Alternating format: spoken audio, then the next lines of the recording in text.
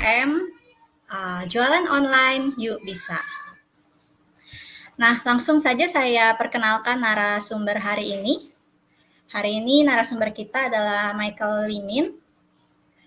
Sudah punya banyak pengalaman ya, lulusan teknik industri dari Universitas Cal Poly di Amerika. Kemudian sudah berpengalaman di beberapa perusahaan dalam mengembangkan packaging maupun juga produk. Terima kasih Medi udah kasih kesempatan waktu untuk bisa saya share sedikit mungkin di sesi kali ini.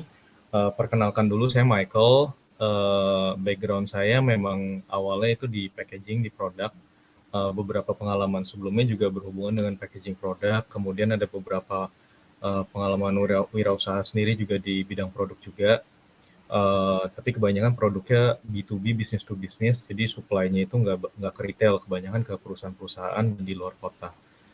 Ini mungkin kita ada waktu 25 menit untuk share, kemudian sisanya Q&A. Jadi nanti kalau ada yang di tengah-tengah ada yang mau tanya, diketik dulu, kita kumpulin nanti setelah materi baru kita Q&A ya.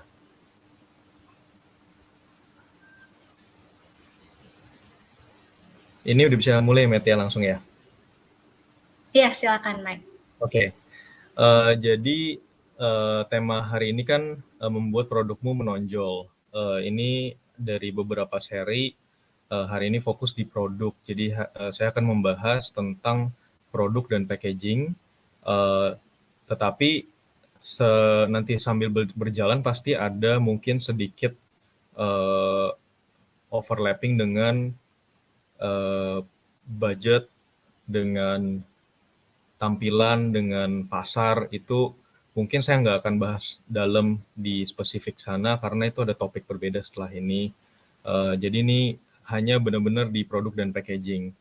Nah, kalau kita lihat nih, mungkin kemarin ada beberapa pertanyaan ya. Saya akan bahas satu persatu dari yang mendasar dulu ya.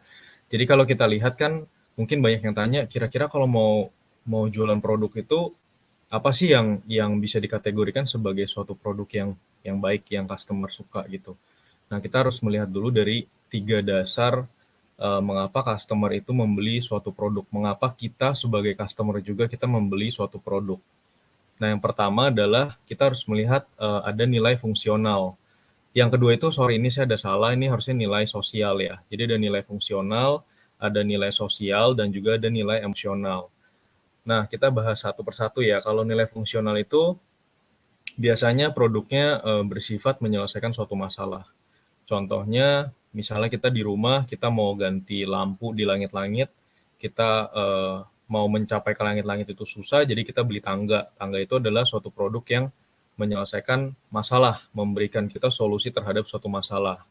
Contoh lain misalnya, kita menginginkan lagi pengen makan masakan Padang. Nah, makanan Padang itu adalah merupakan suatu produk yang memiliki nilai fungsional untuk memenuhi keinginan kita. Masalahnya berarti kan keinginan untuk makan masakan Padang. Nah, sehingga itu merupakan suatu produknya. Kemudian juga misalnya buku itu juga umum ya, dari anak kecil sampai orang dewasa. Misalnya kita ingin menemukan suatu solusi dari permasalahan, itu biasanya banyak banyak buku-buku yang bisa menyelesaikan masalah. Contohnya misalnya kita belum punya pengalaman memasak opor ayam misalnya. Nah, kita beli buku tentang cara memasak opor ayam, maka dari situ kita tinggal mengikuti instruksinya dan kita akhirnya jadi bisa memasak opor ayam. Jadi buku itu memberikan nilai fungsional. Nah, kalau yang kedua itu adalah nilai sosial. Nilai sosial ini banyak ditemukan di produk-produk yang dijual di masyarakat yang merupakan biasanya produk sekunder, bukan produk primer. Kalau primer itu kan sandang pangan papan.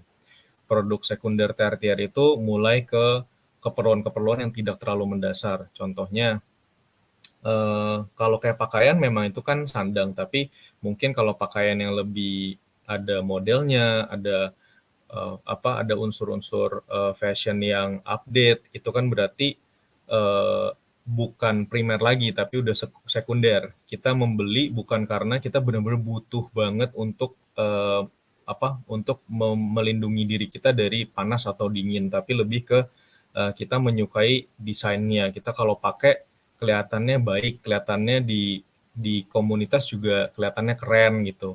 Nah, contoh satu lagi misalnya jam tangan.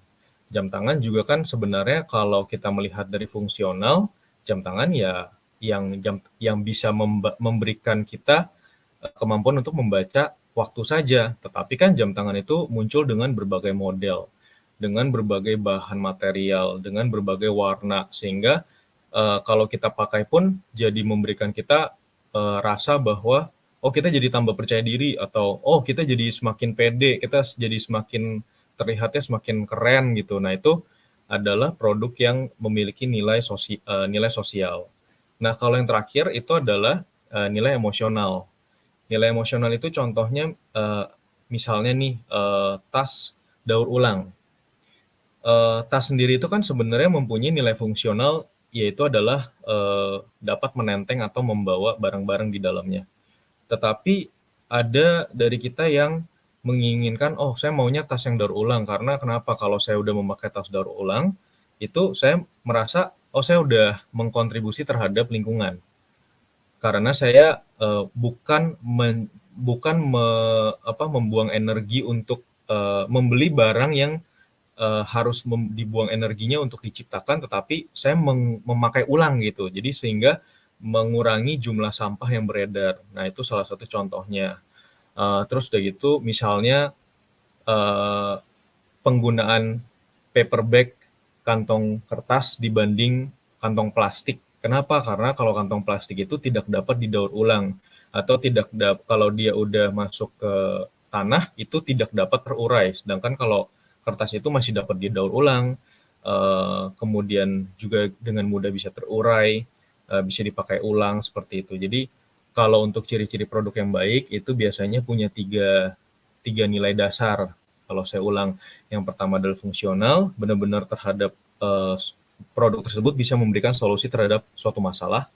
Kemudian yang kedua adalah nilai sosial, itu membuat penggunanya atau customer itu menjadi merasa lebih baik dan bisa diterima gitu kan.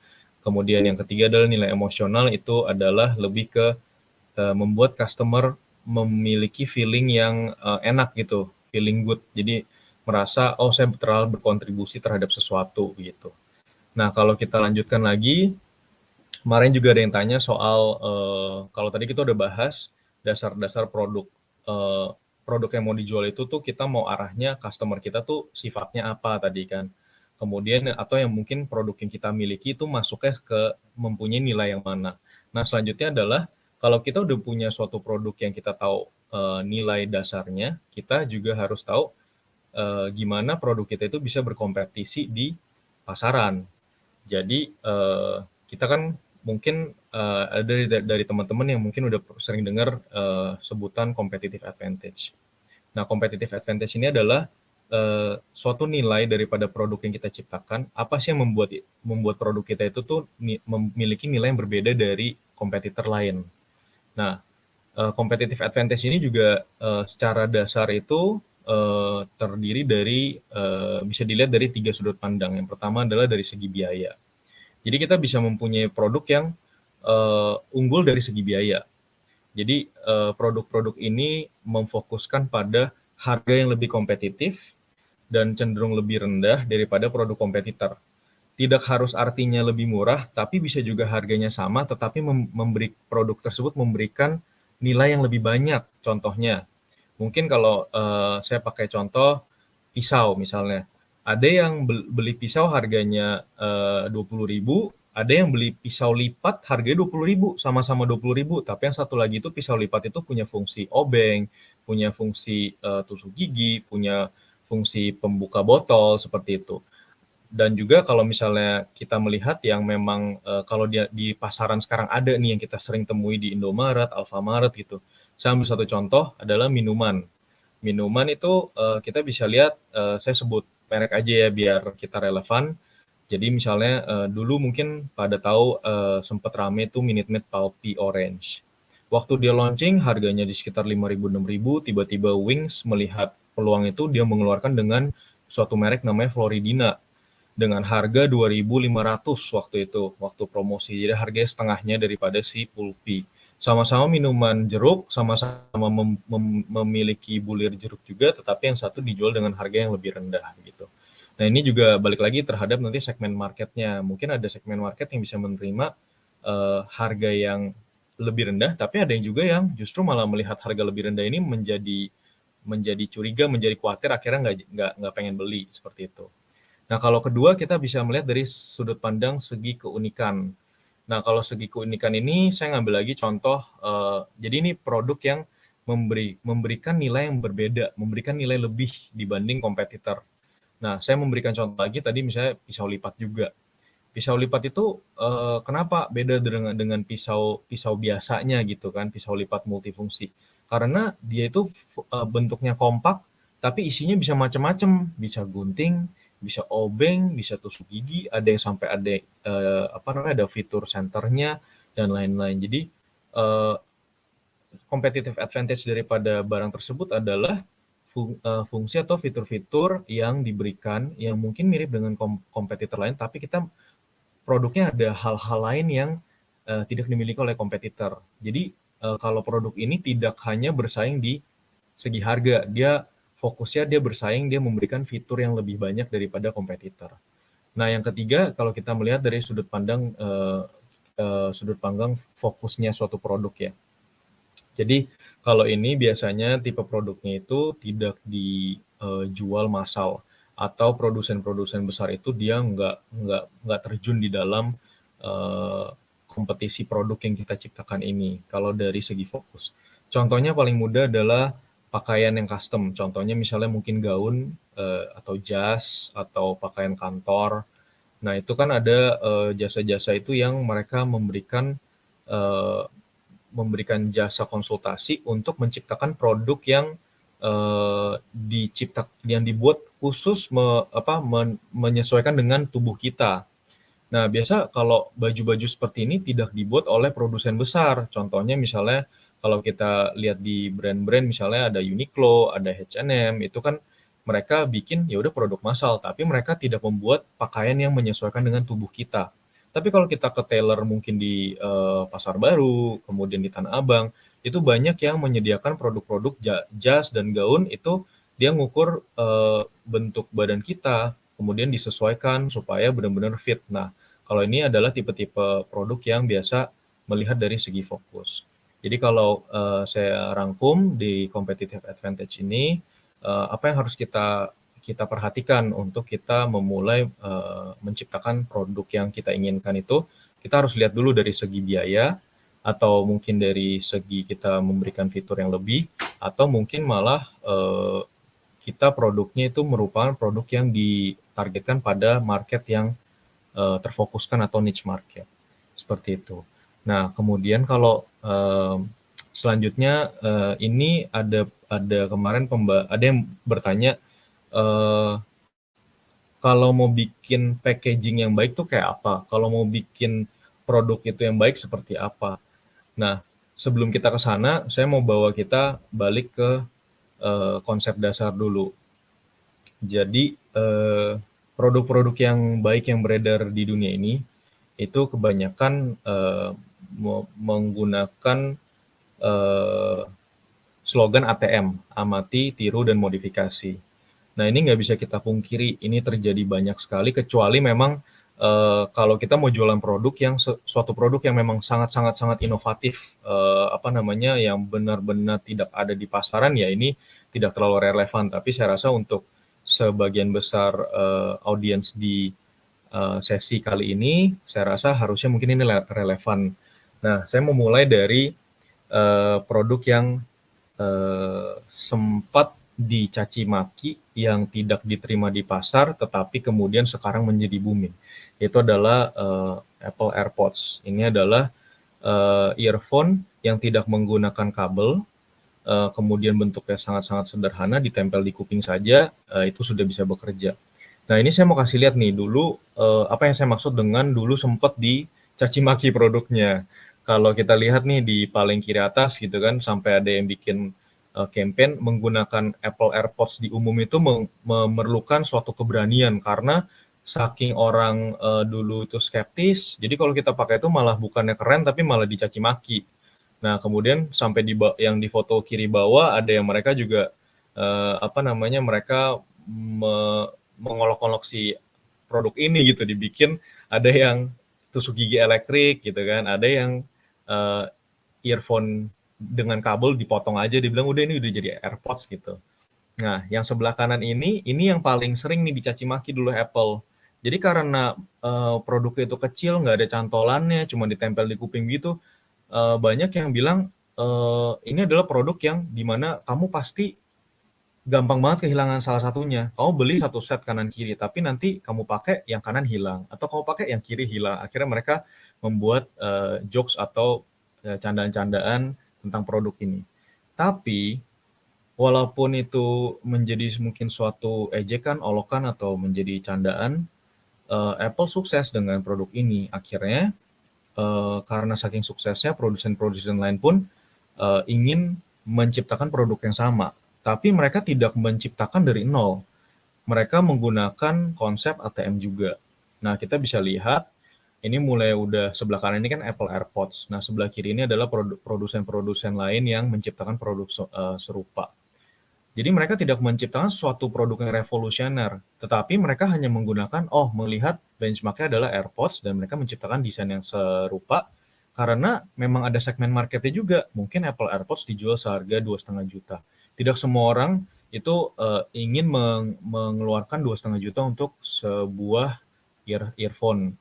Jadi merek-merek yang dengan harga relatif lebih murah juga mengeluarkan produk yang serupa dengan desain serupa, tetapi tetap menggunakan harga sesuai dengan brand yang mereka ciptakan. Contohnya misalnya Xiaomi, itu mereka menciptakan earphone itu di bawah 2,5 juta rupiah karena mereka punya market segmen masing-masing. Kemudian di atas ada QCY, itu juga mereka menciptakan jauh di bawah 2,5 juta rupiah karena mereka juga punya segmen market masing-masing. Tetapi karena Apple AirPods yang tadinya diolok-olok sekarang menjadi sesuatu yang keren, memiliki nilai sosial, kalau tadi kita balik ke slide pertama, akhirnya mereka juga mau nggak mau, supaya saya bisa menjual produk yang baik, ya saya harus menciptakan produk yang serupa dengan Apple. Akhirnya mereka menggunakan konsep ATM juga, amati, tiru, dan modifikasi.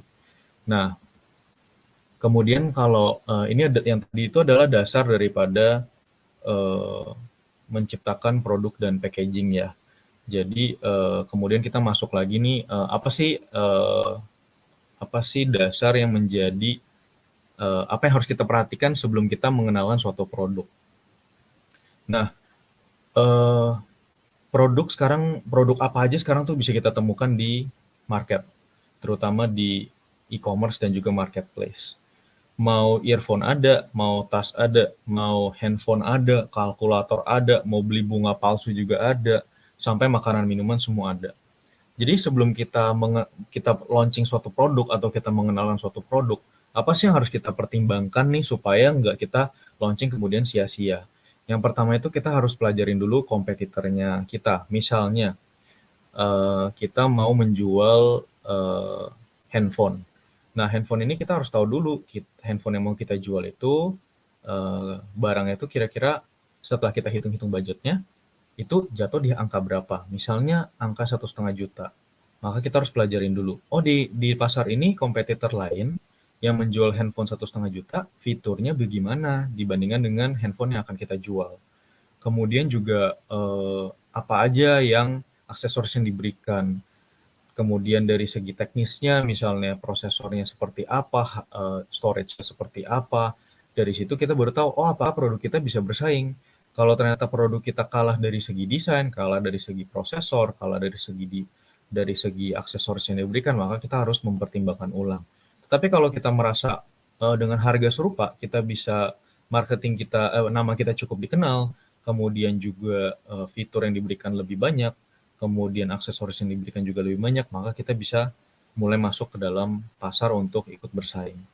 Nah, yang kedua, kita harus tahu jenis pelanggan kita.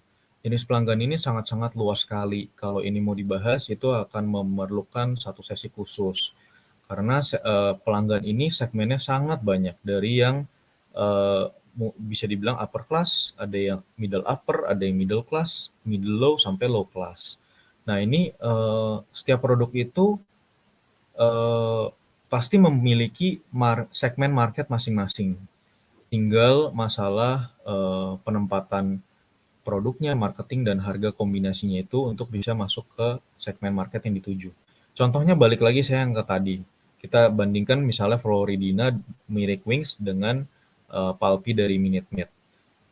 Mungkin ada orang yang cocok minum si Palpi Minute Maid karena mungkin rasa jeruknya segar, fresh, bulirnya dapat semua. Tapi kalau dia dikasih Floridina yang harganya hampir setengah, belum tentu dia cocok karena mungkin rasanya ada aftertaste-nya, kemudian mungkin ada segmen market yang merasa kalau 2.500 saya nggak percaya ini beneran ada bulir jeruk yang asli begitu. Jadi, tapi di satu sisi juga mungkin ada orang yang buat saya minum jeruk Floridina sudah cukup, nggak perlu sampai bayar Rp5.000 untuk Pulpi Minute Maid. Ya, maka orang tersebut, customer tersebut akan lebih memilih Floridina karena dia termasuk segmen market yang mementingkan harga untuk bisa mendapatkan produk serupa walaupun tidak sesempurna si Minute Maid seperti itu. Jadi kalau pelanggan ini kita juga harus tahu pelanggan yang kita tuju itu kira-kira mau nggak ya bayar senilai produk yang kita jual. Kira-kira pelanggan itu cocok nggak ya seleranya dengan desain yang kita berikan. Karena desain itu merupakan suatu selera dan selera itu tidak bisa kita dikte mana yang benar, mana yang salah. Karena selera itu balik lagi datang daripada lingkungan di mana kita hidup. Saya kasih contoh singkat, mungkin ada orang yang lebih suka produk Apple dibanding produknya Xiaomi. Tapi ada juga yang fanatik banget dengan produknya Xiaomi dibanding produknya Apple. Mungkin ada orang yang memang dari dulu lingkungan hidupnya diajarkan hidup minimalis, hidup serba simpel, sederhana, desain yang dipelajari dari kecil sampai dewasa itu semua simpel, maka dia cenderung mungkin lebih ke Apple. Tapi kalau yang dia senangnya sesuatu yang baru, sesuatu yang mungkin inovatif, yang lebih berwarna, yang memiliki jenis produk yang sangat banyak, dia bisa punya pilihan banyak, ya dia mungkin akan lebih cenderung memilih produk seperti mungkin Xiaomi dan kompetitor lainnya. Seperti itu. Nah, kalau kita lihat lagi nih, sebelum kita launching produk, apalagi sih yang harus diperhatikan selain kompetitor dan pelanggan? Yang ketiga itu adalah nilai unik yang kita berikan. Apa yang membedakan produk kita dengan produk orang lain? Apakah produk kita bisa memberikan nilai lebih? Paling simpel, misalnya kita memproduksi deterjen. Deterjen itu sudah banyak sekali di pasaran. Tapi mungkin kalau kita merasa, oh kita menemukan suatu formula bisa membuat deterjen dengan wangi bunga rose, bunga mawar yang wanginya kalem, kemudian tidak menyengat, kemudian pH-nya balance, tidak merusak pakaian. Dan kita melihat, oh di pasar itu adanya wanginya lavender, wanginya mungkin buah-buahan gitu. Ini belum ada nih. Nah, kita bisa mulai consider untuk boleh nih kita coba tes market dulu. Ini mempunyai nilai uniknya adalah wangi yang belum dimiliki produk-produk sejenis di pasaran, dan waktu kita tes memang banyak orang yang tertarik atau menilai ini adalah nilai yang unik dari suatu produk itu. Nah, yang keempat adalah marketing. Kalau marketing ini juga kalau dibuat satu topik akan menjadi topik yang sangat luas. Nah, ini mungkin nanti ke depannya akan dibahas sama narasumber lain yang khusus memang bergerak di bidang marketing. Jadi kalau marketing ini juga kita harus mempertimbangkan dari segi budget, dari segi selera target segmen yang mau kita tuju, karena marketing ini juga channelnya banyak. Bisa dari mungkin dari online saja cukup, tapi mungkin ada yang target yang ditujukan pada offline, tidak online, karena mungkin misalnya produk-produk elektronik yang sering dipakai mobile atau sering kita gunakan waktu kita menggunakan moda transportasi umum, banyak juga yang nggak dipasarkan atau buang budget marketing itu di online, tapi juga banyak di offline. Karena apa? Karena waktu mereka naik transportasi umum, mereka sambil jalan mereka bisa melihat banner-banner yang ada begitu. Jadi mereka terekspos di saat mereka bepergian. Nah, sehingga channel offline itu bekerja. Tapi kalau yang ternyata produk yang digunakannya itu kebanyakan mungkin untuk personal use itu dengan kondisi pasar sekarang ini dan juga dengan tawaran harga yang jauh lebih murah kalau kita marketing online, maka lebih cocok mungkin kita ke arah marketing online. Nah, yang terakhir dari semuanya itu kita juga harus susun budgetnya dulu. Ujung-ujungnya kita melakukan suatu usaha kan adalah mendapatkan profit.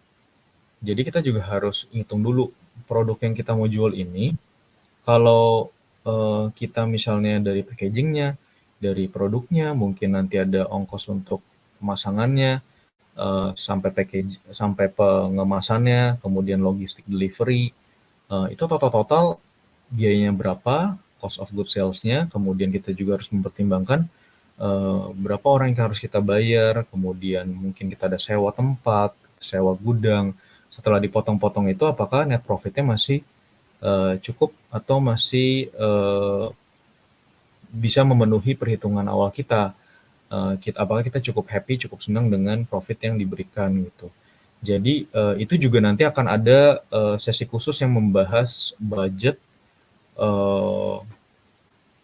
bagaimana cara menghitung biaya suatu produk, kemudian masukin komponen marketingnya, sehingga waktu kita jual itu kita nggak jadi rugi.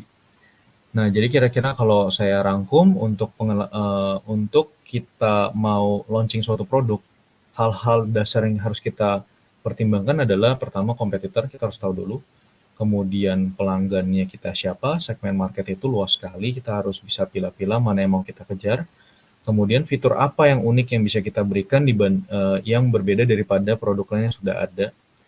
Kemudian marketing kita juga kita harus pertimbangkan mau seperti apa. Ada yang produknya di launch itu diam-diam, waktu di launching baru orang-orang tuh pada tahu. Ada yang sengaja malah membocor, seolah-olah produk tersebut dibocorkan, tapi itu adalah gimmick marketing mereka. Yang terakhir adalah budget. Ini yang paling penting untuk memastikan usaha yang kita jalankan itu berjalan sesuai dengan rencana. Nah, kemudian untuk yang terakhir ada yang bertanya, kalau ini udah dapat produk, udah dapat packaging, kita mau taruh di offline atau online pun, itu kan kita butuh foto, kita butuh untuk menyebarkan produk kita, kasih tahu ke orang lain, mau kita blast via WA, mau kita taruh di sosial media kita, mau kita taruh di titik jual ke teman-teman, taruh flyer, segala, itu kan harus butuh foto atau gambar produk. Nah, ada yang tanya nih, foto atau gambar produk itu seperti apa yang bagus atau yang baik. Nah, ini saya kasih contoh. Ini adalah tema-tema yang trending di 2021. Jadi setiap tahun itu selalu ada satu tema yang ditentukan oleh pemain industri fashion atau fotografi, dan itu akan sama semuanya, sehingga customer itu digiring untuk menyukai suatu style fotografi atau gambar grafis yang diarahkan tersebut. Contohnya, ini saya ambil dari source-nya dari printful.com.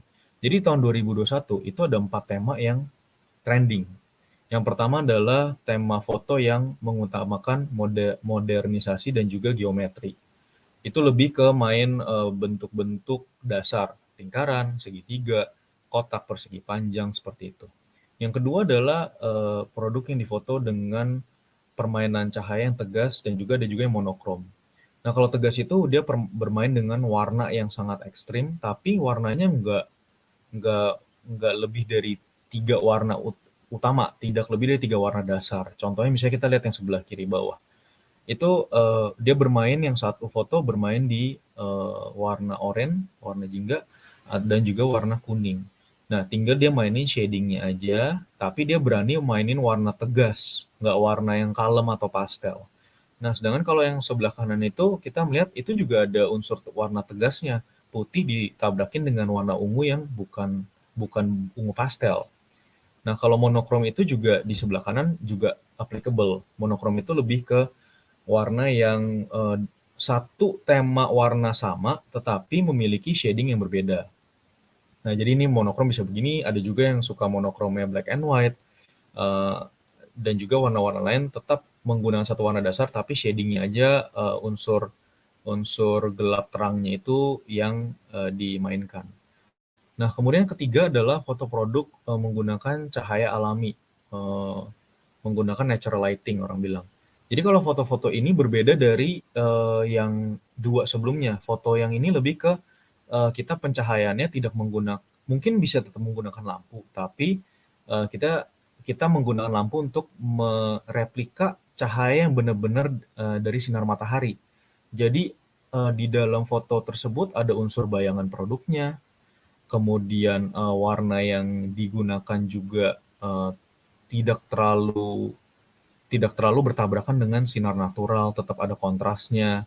Kemudian juga cahaya yang digunakan tidak silau, dia hanya memberikan ada bayangannya saja. Nah, yang terakhir adalah foto dengan kalau ini pakai model. Jadi yang trending di 2021 adalah pose-pose yang memang spontan, yang memang real, yang terlihat natural. Contohnya misalnya kalau kita mau mau mau melakukan photoshoot dengan model untuk sepatu olahraga atau baju olahraga. Nah, ada baiknya kalau memang kita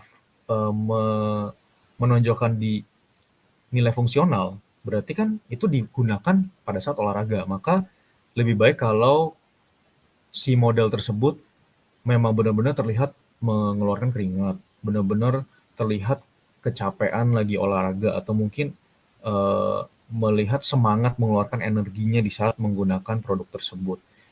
Nah, itu jadi salah satu contoh kalau foto dengan pose spontannya. Tapi ada juga mungkin yang dia akan gunakan produknya misalnya baju, dia akan gunakan waktu dia lagi bersantai, waktu dia lagi jalan-jalan, maka foto-fotonya itu bukan yang terlalu serius tapi memang oh ini dipakai waktu jalan-jalan, ya udah fotonya dengan pose dia lagi jalan-jalan, lagi benar-benar santai.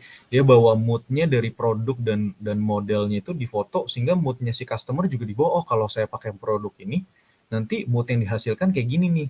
Saya pakai baju ini jadinya oh jadi bakal nyantai banget nih, enak banget buat jalan-jalan seperti itu. Jadi kalau foto produk ini tiap tahun berbeda. Nah, ini bisa dilihat dari mana? Ini sebenarnya tinggal Google saja. Trending Pictures, Trending Photography 2021. Nanti tahun depan 2022. Dan semua ini juga ada biasanya kalau di tim kreatif itu mereka juga mempertimbangkan warna dari satu warna khusus di tahun tersebut. Contohnya, di tahun 2021 ini, warna color of the year-nya adalah Pantone berwarna biru. Nanti teman-teman kalau lagi sempat mungkin bisa Google Pantone Color 2021. Nah, itu berbeda dari Pantone Color 2020, 2029 itu berbeda-beda.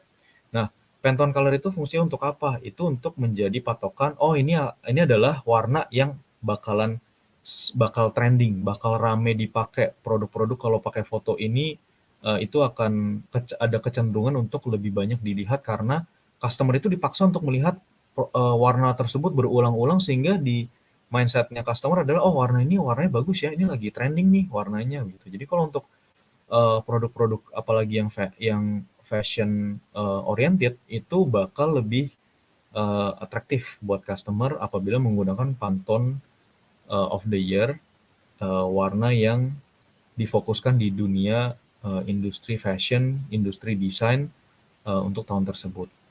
Kira-kira kalau dari saya untuk dasar-dasar produk dan packaging seperti ini dulu. Saya ada bawa beberapa produk dengan saya.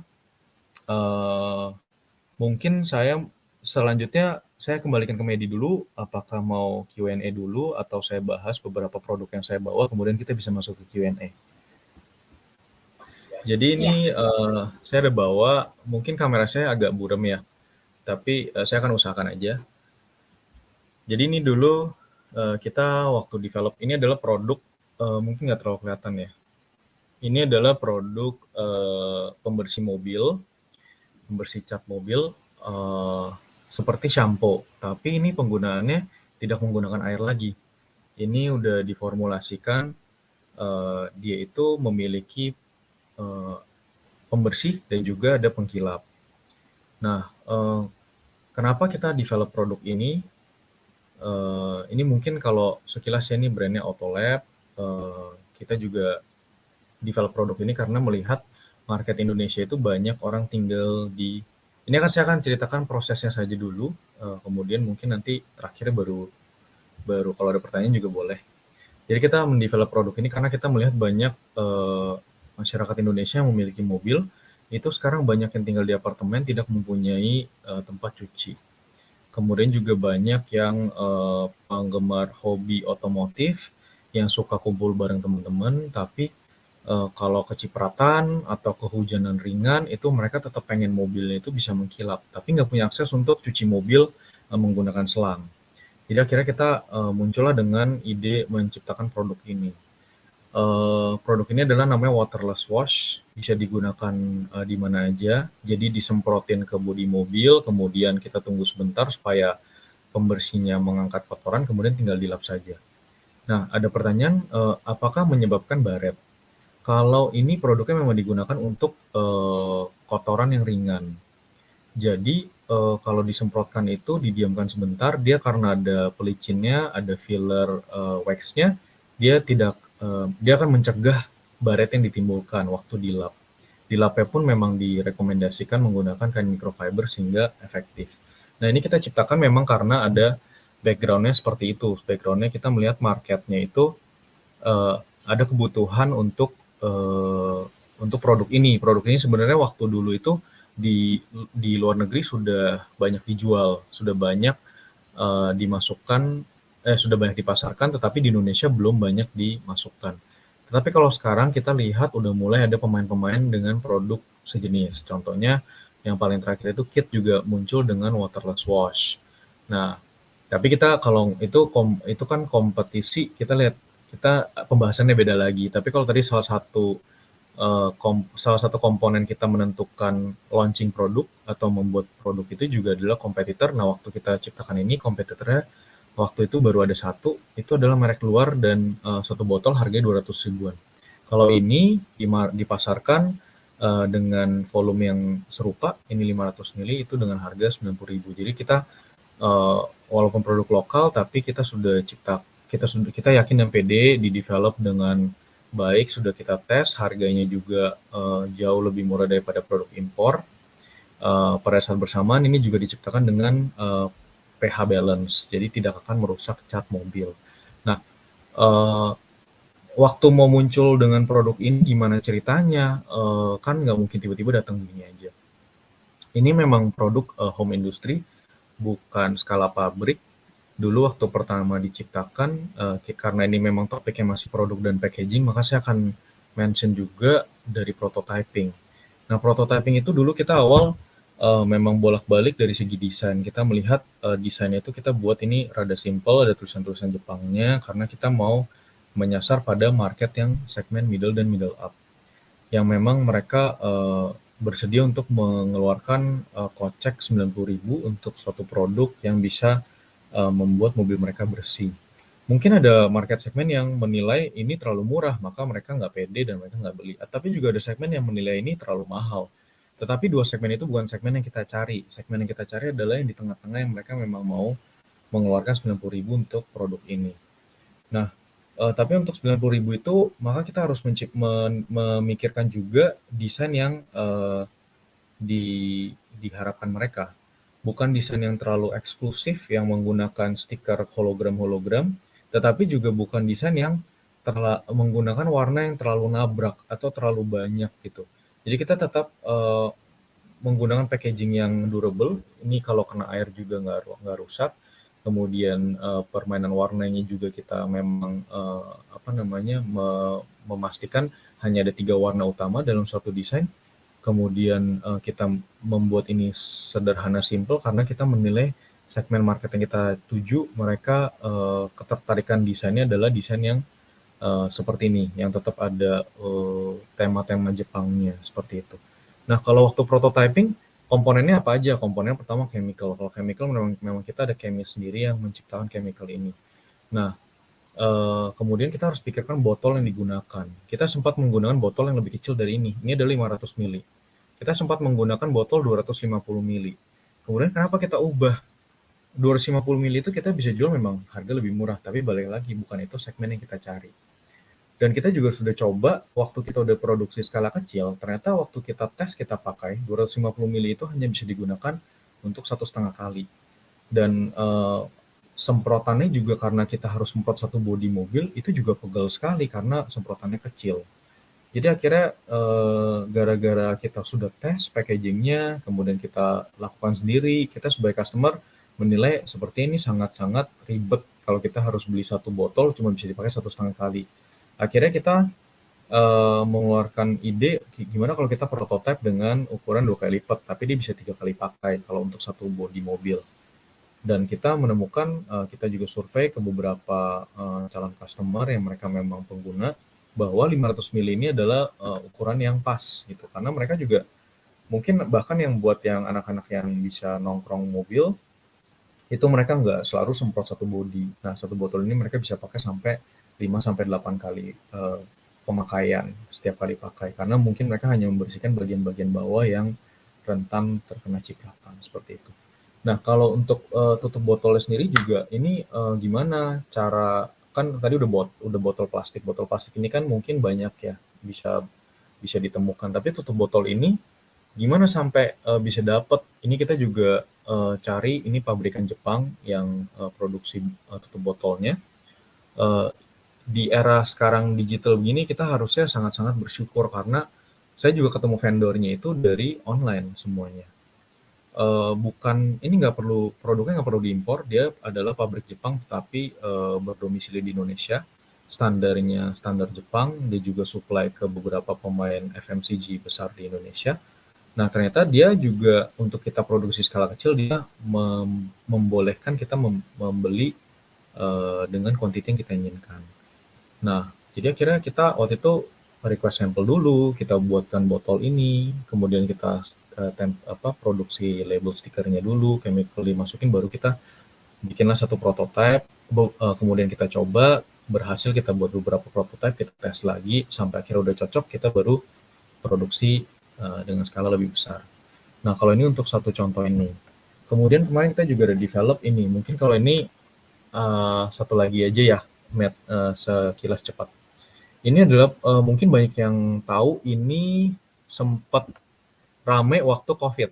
Jadi ini adalah handle apa namanya orang bilangnya tuh gagang pemencet tombol tapi tanpa sentuh tangan. Jadi kan kita sering misalnya mau masuk lift gitu, pencet tombol lift kan. Nah, waktu kemarin lagi COVID kan orang takut mau bersentuhan dengan barang benda-benda di sekitarnya, dari gagang pintu, tombol lift, sampai ke tutup jamban WC. Nah, akhirnya muncullah produk ini kita buat. Jadi produk ini bahannya dari aluminium. Kita kebetulan ada rekanan yang punya pabrik aluminium bisa membuatkan ini, dan kita ini juga konsepnya adalah ATM. Sebenarnya produk ini sudah ada dari luar negeri. Akhirnya desainnya kita perhatiin dulu, terus kita tiru dan kita modif. Kemarin itu sempat di sini ada gerigi-gerigi, di sini ada gerigi-gerigi, pas dipegang nggak enak. Akhirnya kita modifikasi sendiri sampai kita merasa oh ini udah nyaman nih. Akhirnya kita berproduksi massal. Nah, untuk si packagingnya juga, kenapa pakai packagingnya kok kayak begini, hanya kertas? Karena ini kita jual itu selain di online, kita juga titip jual di toko-toko bangunan. Nah, kalau toko bangunan itu mereka terima mereka kan butuh untuk mau di display itu, mereka nggak bisa tempatnya terlalu bersih. Ya mereka hanya akan taruh begitu saja, ditaruh di display, di jejer-jejer saja. Sehingga tidak memerlukan packaging yang terlalu durable. Karena ini waktu kita udah tes, ternyata sederhana ini aja, cuma diikat kawat sudah bekerja dan bisa di display dengan baik, berjejer begitu.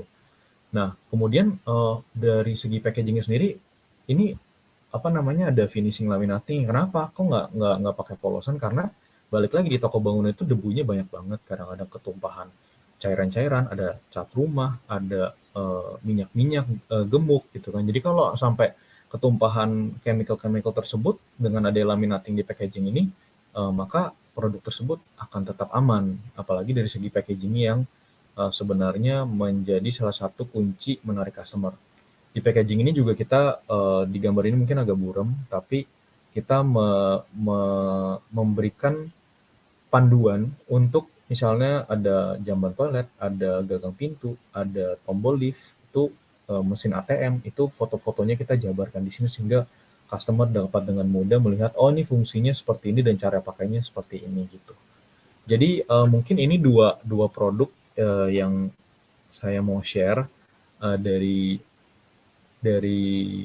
prototypingnya sampai kita bikin jadi seperti itu. Ya, thank you Mike sudah berbagi. Jadi silakan kalau ada yang punya pertanyaan, mungkin karena waktunya agak terbatas, 1 atau 2 pertanyaan. Sebelumnya saya tertarik banget nih dengan yang tadi dijelasin. Jadi ketika kita mendesain satu packaging, jadi kalau Bapak Ibu masih pemula gitu ya, baru mau mikir-mikir kira-kira produk apa nih yang mau dijual, atau mungkin sudah punya produknya tapi kok kayaknya di pasaran nih belum laku gitu ya. Jadi ternyata sebagai penjual atau yang mengembangkan produk, kita tuh harus berpikir secara luas gitu ya. Ada banyak aspek yang harus kita pikirkan dari segi apakah produknya ketika diterima pembeli itu nyaman digunakan. Bahkan tadi dipikirkan sampai kalau di tempat bangunan itu banyak debu dan sebagainya sehingga produknya itu harus dibuat cukup tahan lama gitu ya, tahan terhadap debu dan lain sebagainya gitu ya. Jadi menarik banget. Nah, dari pengalaman Mike sendiri, produk ciri-ciri produk yang bisa laku atau booming di pasaran itu biasanya seperti apa ya? Apakah ada suatu hal khusus, keunikan khusus atau sesuatu? Kalau menjawab produk yang booming di pasaran, produk itu sendiri kan segmen kategorinya banyak. Balik lagi ke masing-masing dari pelaku usahanya. Dia nyamannya atau mungkin dia sudah punya pengalaman di produk tertentu. Nah, kalau dia mau lihat, kalau udah misalnya di kategori otomotif, produk otomotif apa sih yang dia punya pengalaman di bidang otomotif, jualan, dia pengen tahu produk apa yang booming di pasaran. Nah, sekarang juga kita kebantu dengan adanya Shopee, Tokopedia, dan juga Google. Kita bisa melihat what's trending produknya apa. Terus toko-toko kompetitor yang sudah menjual produk-produk serupa di kategori yang sama, mana sih yang udah terjual itu dipaparkan di marketplace dan e-commerce yang ada sekarang. Dari situ kita bisa lihat kira-kira produk apa nih yang lagi rame dan harganya itu seperti apa sih yang terjual banyak di toko-toko yang ada di e-commerce dan marketplace. Nanti waktu kita udah bedah ke sana, kita sendiri bakal bisa lebih kaget. Ternyata ada produk-produk yang kita mungkin nggak pernah dengar atau yang kita nggak pernah nyangka booming, ternyata penjualannya banyak sekali gitu. Jadi balik lagi sih kalau produk apa yang lagi trending, yang mungkin hot selling item, itu balik lagi ke masing-masing pelaku usahanya, kategori bidang usaha yang dilakukan itu apa, dari situ kita bisa bedah ke marketplace, e-commerce, dan juga kita bisa dengan mudah Google apa saja sih yang trending item yang umum dijual di Indonesia. Juga kita bisa pakai Alibaba dan AliExpress, itu banyak sekali produk yang dijual di sana dan mereka dengan terang-terangan mereka buka. Ini adalah hot selling itemnya di China. Nah, biasa kalau hot selling item di China, kita tinggal cek ke penjualan di Indonesia, bisa-bisa ada yang matching, ya udah itu udah produk yang sama yang sedang booming di Indonesia, seperti itu. Oke, wah memang benar-benar jadi nambah ilmu banget sih. Oke, nah karena sudah hampir 1 jam ya kita melakukan live streaming. Kalau mungkin saat ini Bapak Ibu belum ada pertanyaan, tetapi mungkin ketika nanti setelah live stream baru pikir-pikir, oh kayaknya tadi sebenarnya mau nanya nih, tapi belum terpikir. Nah, boleh juga silahkan kontak nomor admin kami, dan nanti kami akan sampaikan pertanyaan tersebut ke Kak Michael untuk dibahas dalam Iya, boleh. secara chat ataupun dalam live streaming berikutnya ya. Oke. Nah, kita akan ketemu lagi dalam series webinar UMKM Go Online minggu depan dengan topik menentukan budget. Tadi Kak Michael sudah info bahwa kita akan ada sesi tentang bagaimana sih kita harus menentukan harga sebuah produk, kemudian apakah ada hubungannya dengan promosi, hubungannya seperti apa. Nanti kita bisa ketemu lagi dalam sesi minggu depan. Terima kasih telah bergabung di dalam webinar UMKM hari ini.